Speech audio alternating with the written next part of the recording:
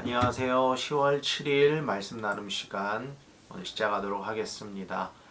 우리 다 함께 기도하심으로 예배 시작하도록 하겠습니다.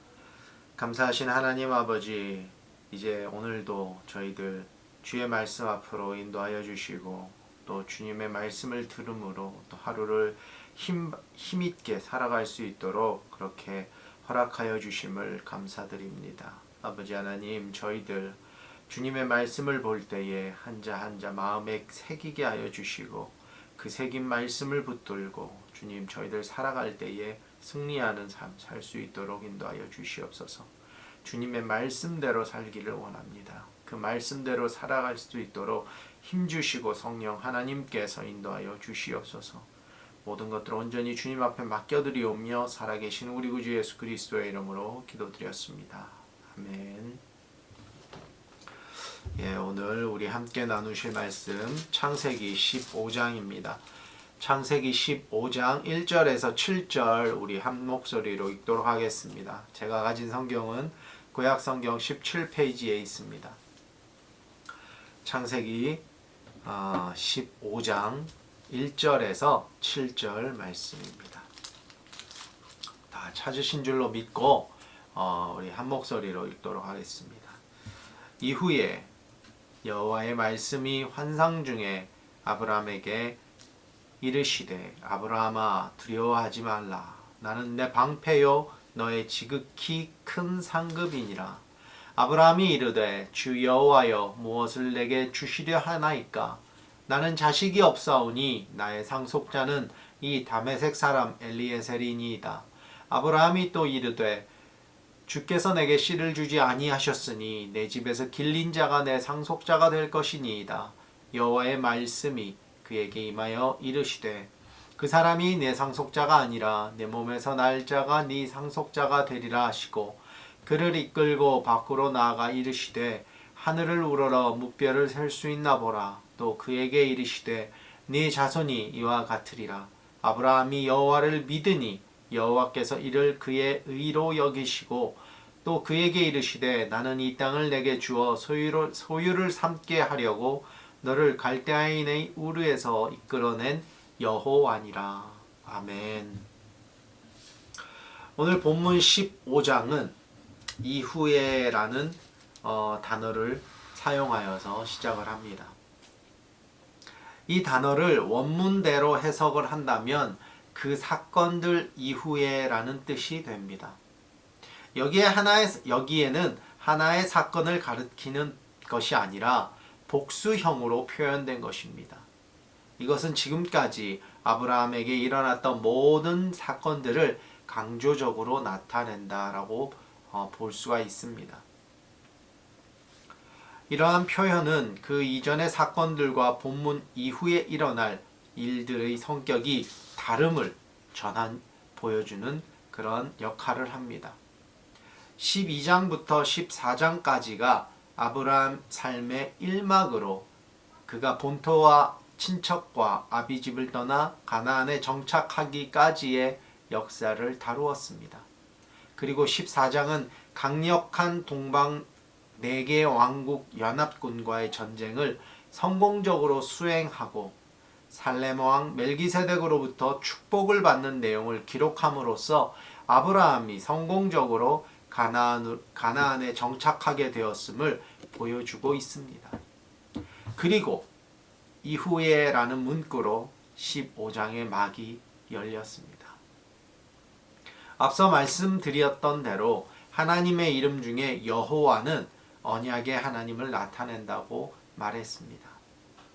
하나님께서는 아브라함에게 환상으로 나타나셨습니다. 그리고 아브라함을 위로해 주십니다. 하나님께서는 아브라함에게 친히 두려워하지 말라. 나는 내 방패요 너의 지극히 큰 상급이다 하고 말씀해 주십니다. 하나님의 이 위로가 얼마나 많은 힘이 되었겠습니까? 얼마나 큰 위안이 되었겠습니까? 하나님께서 나의 방패라고 하시는데 무엇이 두렵고 무엇이 걱정되겠습니까? 하나님께서는 또한 친히 당신이 아브라함의 큰 상급이라고 표현을 하셨습니다. 정확히는 너희의 지극히 큰 상급이다고 표현하셨습니다. 여기서 지극히에 해당되는 원문은 메오드라는 단어입니다.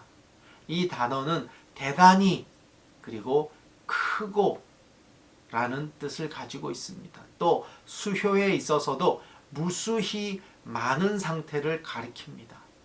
또한 큰에 해당하는 단어 역시 넘치다, 크다라는 뜻으로 계속적으로 이어지는, 계속적으로 커지고 있는 상태를 생생히 묘사하고 있는 것입니다. 즉 원어의 뜻대로 직역을 한다면 너의 상급은 매우 크게 될 것이다가 됩니다. 그런데 중요한 것은 바로 그 상급이 하나님이라는 것입니다. 여호와 하나님이 그 상급이라는 것입니다. 우리 믿는 사람들에게 가장 큰 축복이 되는 것은 하나님께서 바로 우리의 보호자가 되시는 것이며 동시에 상급이 되시는 일일 겁니다. 그렇기 때문에 하나님을 믿는 우리는 어떠한 위험과 고난 가운데서도 담대함을 잃지 말아야 합니다. 하나님의 이러한 축복의 말씀을 들은 아브라함은 하나님을 주 여호와여라고 칭하였습니다. 이는 창조주 하나님과 더불어 언약의 하나님을 동시에 명명한 것입니다. 성경에는 이렇게 창조주 하나님과 언약의 하나님을 동시에 부르는 것이 여러 곳 등장하는데 오늘 본문이 바로 그 첫 번째입니다. 아브라함은 자신을 축복해 주시고 위로해 주신 분이 바로 이 세상의 창조주이시며 동시에 약속을 반드시 지키시는 신실하신 여호와이심을 굳게 믿었기 때문에 하나님을 부를 때에 주 여호와라는 복합 명칭을 사용할 수 있었던 것입니다. 하나님의 위로하심을 들은 아브라함은 하나님께 여쭙습니다. 주 여호와여 무엇을 내게 주시려 하나이까? 하나님께서 친히 아브라함의 큰 상급이 되실 것이라고 말씀을 하셨기 때문에 아브라함은 그 상급으로 무엇을 주시려 하는지 묻게 됩니다. 그러면서 자신에게 자식이 없는데 이유는 하나님께서 허락지 아니하셨기 때문이라고 말합니다. 그리고 자신의 상속자는 자신의 집에서 길러진 종 엘리에셀이라고 말합니다. 그럼에도 하나님께서는 아브라함의 그 말은 아니다라고 말씀하시며 아브라함의 씨를 통해서 난 자라야만이 아브라함의 상속자가 될 것이다 하고 말씀하십니다. 그리고 그를 데리고 나가서 하늘의 별들을 보여주며 아브라함의 자손들이 그 별들과 같이 많을 것이다라는 것을 또한 언약해 주십니다. 아브라함의 입장에서 본다면 너무나 터무니없고 황당한 이야기가 아닐 수 없습니다. 나이는 75세가 넘었고요. 자식을 주신다고 약속은 하셨지만 갈대아 우르에서도 하란에서도 하나님께서 언약만 하셨지 실제로 이루어진 것은 아무것도 없기 때문입니다. 여러분들이라면 어떠시겠습니까? 저도 이 말씀을 준비하면서 많이 생각해 보게 되었습니다. 그런데 저는 하나님께서 그렇게 말씀하셨다면, 하나님께서 친히 저에게 그렇게 약속하셨다면 저는 그거 믿을 것 같아요. 저는 그거 믿을 것 같습니다. 이미 저는 하나님께서 보여주신 기도의 응답으로 목회자의 길을 들어섰고 신학을 하면서 한 번도 뒤돌아보지 않고 여기까지 왔습니다. 결국 시간이 조금 오래 걸렸긴 했지만 결국에는 이루어 주신 하나님을 저는 체험했습니다. 그렇기 때문에 하나님께서 직접 말씀해 주신다면 전 그거 믿을 것 같아요. 그렇기 때문에 작년에 제가 한국에서의 사역에 대한 마음을 주시고 극적으로 저의 가족을 한국으로 보내시는 하나님의 역사를 직접 겪으면서 저의 사역에 있어서 앞으로 역사해 주실 하나님을 또한 굳게 믿고 있습니다. 의심하지 않아요. 오늘 함께 나눈 이 말씀, 오늘 함께 나눈 이 예배 영상을 보시는 성도 여러분들께서도 비록 지금 눈에 보이지는 않지만 그럼에도 하나님의 역사하심과 선하게 이루어 주실 하나님의 뜻을 믿고 주어진 삶에서 승리하시기를 소망합니다. 하나님께서 아브라함에게 하늘의 별들을 보여주시며 다시금 언약하시자 6절에 아브라함이 여호와를 믿었다라고 기록합니다. 인간적인 눈으로 볼 때는, 인간적인 생각으로 볼 때는 정말 황당하고 터무니없어 보이는 언약이지만 그는 하나님의 말씀을 믿었습니다. 그 믿음을 하나님께서 아브라함의 의로 여겼다고 6절은 기록하고 있습니다. 하나님께서는 우리에게 특별히 무언가를 바라시지 않습니다. 우리가 아무리 뭔가 잘해도 하나님 편에서는, 하나님 시선에서는 아무것도 아닌 거기 때문이에요. 피조물이 아무리 잘해봐야 창조주보다 더 잘하진 못합니다. 하나님께서 부족한 게 있으실까요? 부족한 게 없으십니다. 그럼에도 하나님께서 우리에게 단 한 가지 바라시는 게 있다면 아마도 하나님을 온전히 믿고 따르는 것일 것입니다. 하나님을 향한 온전한 믿음을 바라실 것입니다. 그렇지만 우리에게는 그 믿음이 많이 부족합니다. 너무나 바쁘고 다른 세상의 일들 때문에 하나님을 온전히 신뢰하지 못하는 것을 우리는 잘 알고 있습니다. 그렇지만 그럼에도 불구하고 우리는 하나님의 자녀들이고 그리스도인들이라고 스스로 말하는 사람들이지 않습니까? 세상과 구별된 삶을 살아야 하는 사람들입니다.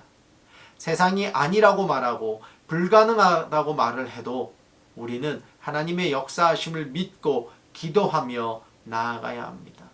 하나님께서 하시겠다고 마음먹은 일은 반드시 이루어집니다. 우리가 기도할 때는 이미 이루어진 줄로 믿고 기도해야 될 줄로 믿습니다. 히브리서 기자는 믿음이 없이는 하나님을 기쁘시게 못한다고 11장 6절에 기록했습니다. 하나님께서 기쁘시게 하는 삶을 산다는 것은 하나님을 잘 믿는 삶입니다. 입으로만 시인하는 것뿐만 아니라 우리의 삶에서 그 믿음을 실천하며 살아야 하는 것입니다.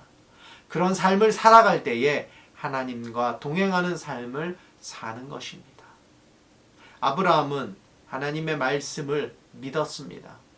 그 믿음으로 말미암아 하나님께 의로 여겨졌습니다. 하나님의 자녀로 오늘을 살아가실 때에 하나님의 역사하심을 믿고 앞으로 일하실 하나님을 또한 믿고 의지하며 승리하시는 저와 여러분들이 되시기를 우리 주님의 이름으로 축원합니다.